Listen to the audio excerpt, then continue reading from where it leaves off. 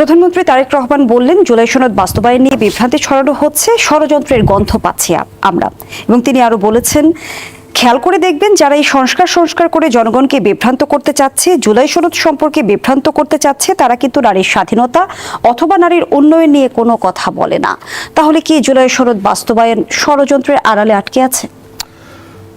যিনি মাননীয় প্রধানমন্ত্রী, উনি যদি 5% নারীকে দিতেন তাহলে ওনার এই কথাটা মানাতো। উনিও তো দেননি। হ্যাঁ, উনি দিচ্ছেন, অন্যরা দেয়নি, উনি হয়তো দিচ্ছেন। কিন্তু কথা হলো নারীর ক্ষমতায়নের জন্য তিনি যদি জুলাই সনদ আজকে বাস্তবায়ন করে 100 আসনে যদি দিতেন তাহলে বোঝা যেত হ্যাঁ, তাহলে জুলাই সনদ যখন বলতেছেন অক্ষরে অক্ষরে পালন করবেন এবং দাড়ি কমা সেলিকলম দিয়ে করবেন। কিন্তু এখন পর্যন্ত কি বলছেন এই ডেডলাইন না।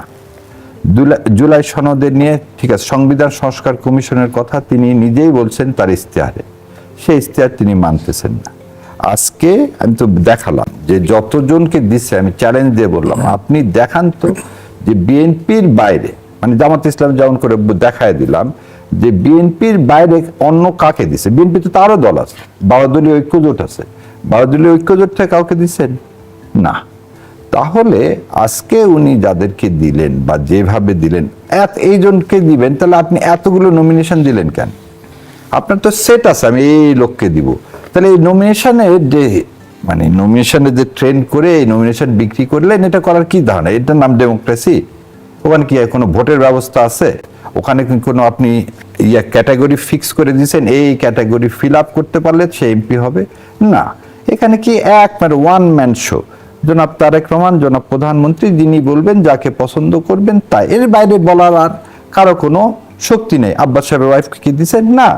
সো এই জন্যে বললাম যে এখানে আপনার ওই গণতন্ত্র যদি নিজে প্র্যাকটিস না করেন, আর একজনকে কতখানি বলবেন জানি না।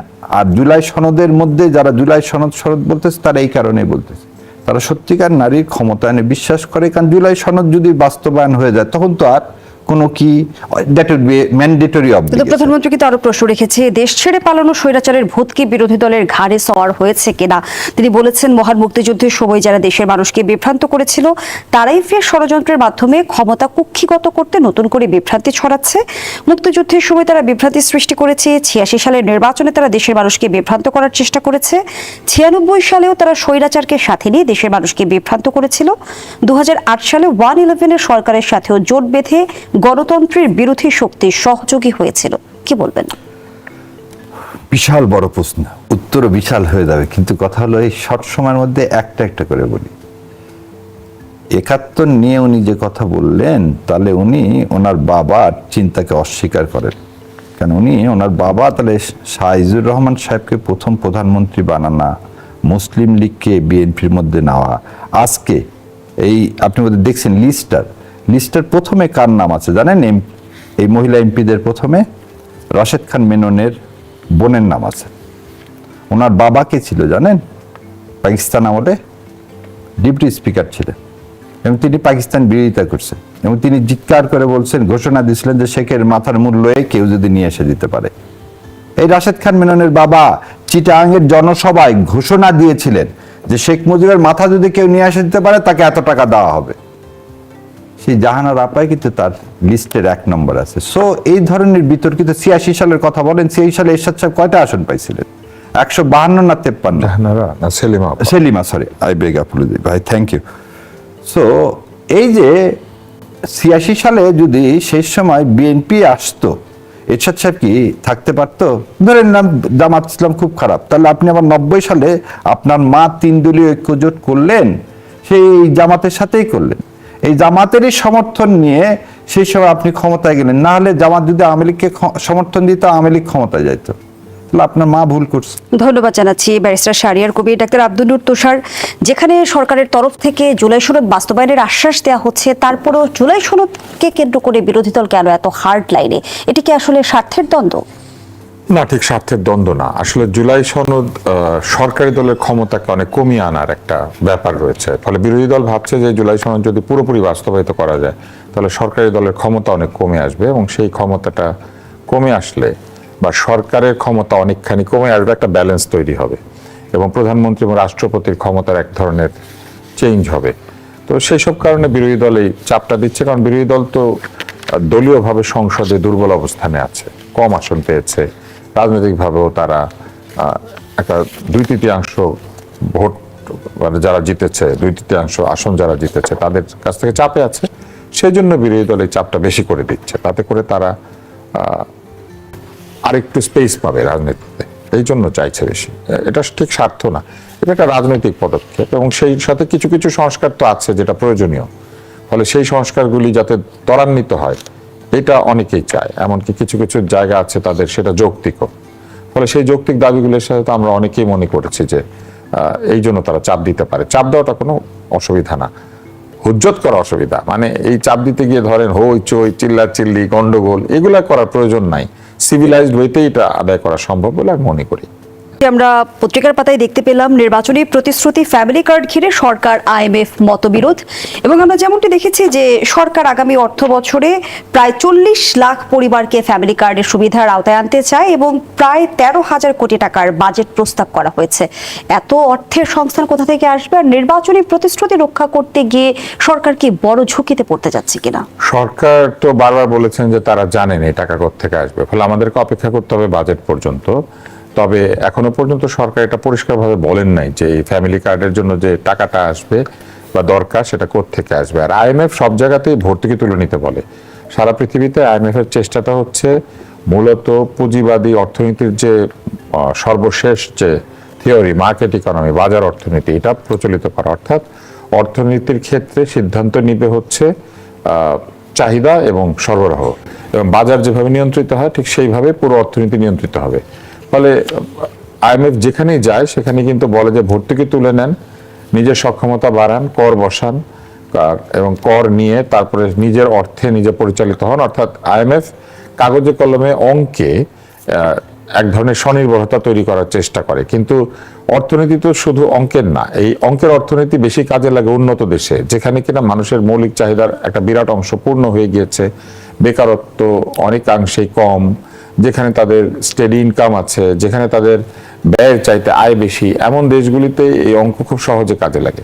কিন্তু আমাদের মতো দেশে অনেক ধরনের পার্সপেক্টিভ আছে, এখানে হতদরিদ্র জনগোষ্ঠী আছে, এখানে চাইলেই এমপ্লয়মেন্ট ক্রিয়েট করা যাচ্ছে না। কর যে আদায় করবেন মানুষকে তো আয় করতে হবে, কি পরিমাণ মানুষ কর দিতে পারার মতো আয় করেন এইটার একটা ব্যাপার রয়েছে। তারপরে কর আদায়ের যে বিষয়গুলি সেগুলি আবার নানানভাবে প্রভাবিত হয়। আমাদের এখানে রাজনৈতিক শক্তি আছে, এইখানে অনেক ধরনের প্রভাব দেওয়া করার মতো বিষয় রয়েছে। ফলে IMF যেভাবে সরলীকৃতভাবে ভর্তুকি তুলে নিতে বলে এটা আসলে খুব কঠিন হয়ে যায়। যেমন ধরেন আমাদের এখানে চালের দাম বাড়লে মানুষ খুব অসন্তুষ্ট হয়, ফলে যে কোনোভাবেই চালের উৎপাদন ব্যয়কে কমিয়ে আনার চেষ্টা করতে হবে। এটা করতে গিয়ে সরকার কিন্তু সার, বীজ, কীটনাশক, সেচ সব জায়গাতে ভর্তুকি দেয়, এবং এই ভর্তুকির কারণে আমাদের দেশের চালের দাম কিন্তু পৃথিবীর যে কোনো দেশের চাইতে কম। আমাদের এখানে কিন্তু আমরা যে দামে চাল খাই, উন্নত চাল, এটা কিন্তু পৃথিবীর অধিকাংশ দেশে এত কম দাম না চালের।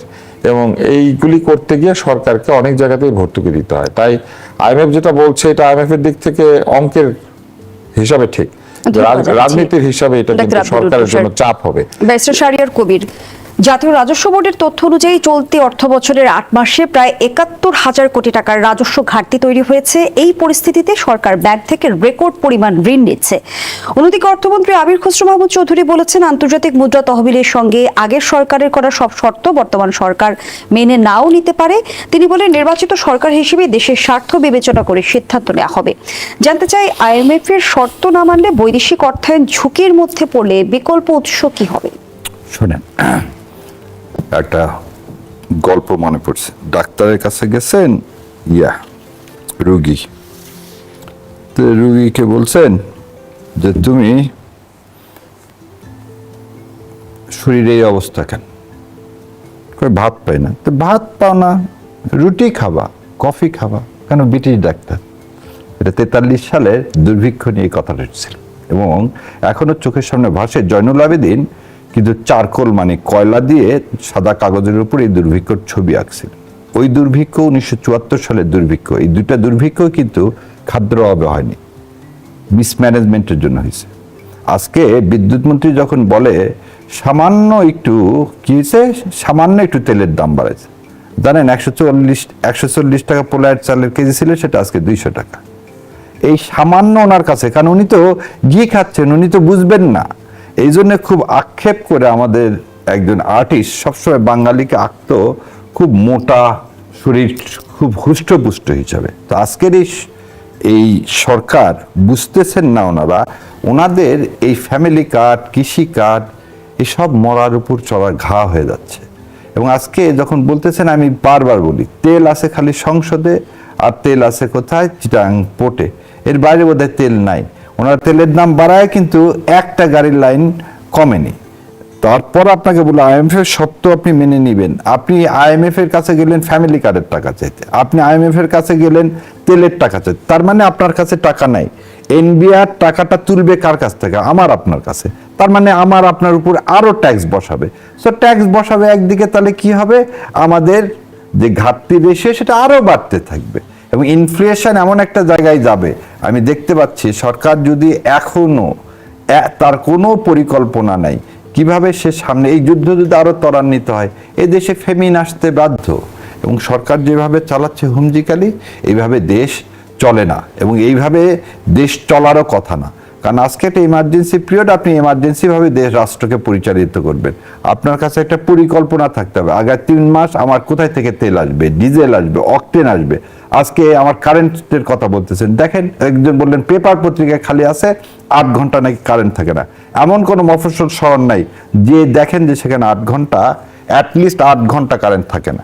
সো সরকারের আসলে বাংলাদেশ কিভাবে চালাবে না, চাল্লার অবস্থায় কিন্তু চলে ব্যারিস্টার শাহরিয়ার যাচ্ছে। কবির, জ্বালানি সংকটের এই দায় কি শুধুমাত্র সরকারের উপর বর্তায়?